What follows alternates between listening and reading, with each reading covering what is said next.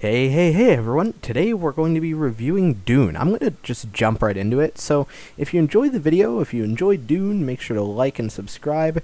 I won't say I'm going to be doing more content like this, but I promise I'm cool. And there will be some more cool stuff on my channel in the coming weeks and months and years. So let's jump right into it. I'm going to go ahead and throw a spoiler warning out there, and let's do this.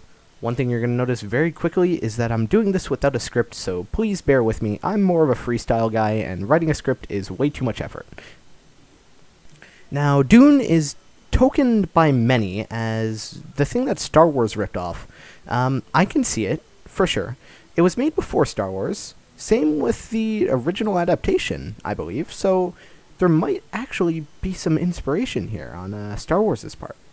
But with that out of the way, Dune's environment is really, unmatched from any other movie I've seen. In one movie with, a fairly mid runtime, it's no Lord of the Rings extended edition, it managed to get me pretty invested in the characters and story, unlike some movies.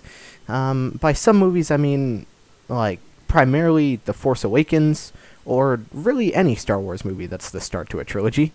Now, don't get the wrong idea, though. This movie does start off very, very slow. It does a lot of world and environment building, and it lets you get invested in its characters before it goes full throttle somewhere about an hour to an hour and a half in. And when it does hit full throttle, it's amazing. Now, I'll tell you about a couple things that surprised me about this movie. None of them are really negatives. The first is the shocking transition from them just having a calming evening or whatever to their entire complex just being blown up. I thought it was an awesome sequence, but it really caught me off guard, seeing as, I guess I did feel like it wasn't really built up the best. Another thing that surprised me was the elimination of almost all of the characters played by A-list actors, like Jason Momoa's character, Duncan, and Oscar Isaac's character, whatever his name was. And to top it off, the main character's mom survives. Now isn't that like an anti-trope?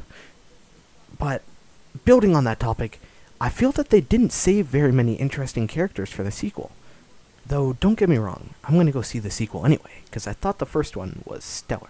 And to go along with such an amazing movie, you need a pretty good soundtrack, don't you? Well, who other than Hans Zimmer? The second I said that name, I know you already imagined his music, the just that kind of extreme thing. It builds on the environment of Dune very, very well. It really gives you that desert vibe, gives you that sense of urgency when they're getting chased by the worms. Now, I will go out on a limb and say that if you don't like movies that are slow builds, think Hunger Games, right? If something like that was too long of a build-up for you, then absolutely do not watch this movie. Only watch this if you can appreciate a somewhat complex story. It can be hard to follow at times, but I can forgive it. But, like I was saying, make sure you only watch this if you can stomach it, I guess is what I'm trying to say.